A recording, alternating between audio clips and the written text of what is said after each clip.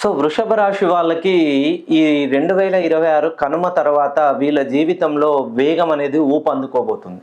ఎందుకనంటే వృషభ రాశి వాళ్ళు ఎవరైతే కృతికా నక్షత్రంలో జన్మించారో, రోహిణి నక్షత్రంలో జన్మించారో మరియు మృగశిర నక్షత్రంలో జన్మించారో వీళ్ళకి మెయిన్‌గా వృషభ రాశిలో జన్మించిన వాళ్ళకి ఉద్యోగాల్లో ఉంటారు. ఎందుకనంటే వీళ్ళు ఒక మంత్రిలా వ్యవహరిస్తారు. ఎప్పుడు రాజుకి మంత్రి ఎంత ఇంపార్టెంట్ అంటే రాజ్యం సుభిక్షంగా ఎల్లప్పుడూ సిరి సంపదల్లో ఉండాలంటే ఆ మంత్రి ఎంత స్ట్రాంగ్‌గా ఉంటాడో అంతే విధంగా వీళ్ళు వృషభ రాశిలో జన్మించిన వాళ్ళకి ప్రతి ఉద్యోగంలో వీళ్ళు ఎవరి కిందైతే ఉద్యోగం చేస్తారో వాళ్ళు వీళ్ళ తెలివితేటలను పెట్టుబడిగా పెట్టి అనూహ్యంగా డబ్బులు కోట్లు గడిస్తారు.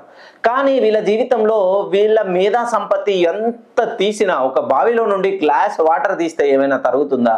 వీళ్ళు కూడా వీళ్ళ జీవితంలో వీళ్ళ మేధా సంపత్తుని ఎంతో ఉపయోగించి ఒక కంపెనీని చిన్న స్థాయి నుండి ఎంఎన్సి వరకు తీసుకెళ్తారు. కానీ వీళ్ళు అనుకున్నంత గుర్తింపు ఉండదు. ప్రతి విషయంలోనూ వీళ్ళపైన పాలిటిక్స్ ఎక్కువగా ఉంటాయి.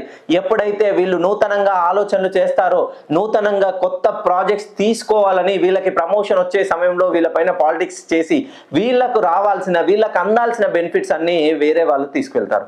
అవి మెయిన్గా వీళ్ళకి రాహువు 4వ స్థానంలో, కేతువు 6వ స్థానంలో, దశమంలో గురువు ఉండడం వలన ప్రతిదీ వీళ్ళకి చిక్కుతో కూడుకొని ఉంటుంది. ఇది మిమ్మల్ని ఏదో భయభ్రాంతులకు గురి చేయడం కాదు. ఎప్పుడైనా తుఫాను వస్తుందనంటే మనం గొడుగు దానికి తగ్గట్టుగా జాగ్రత్తలు తీసుకోవాలి.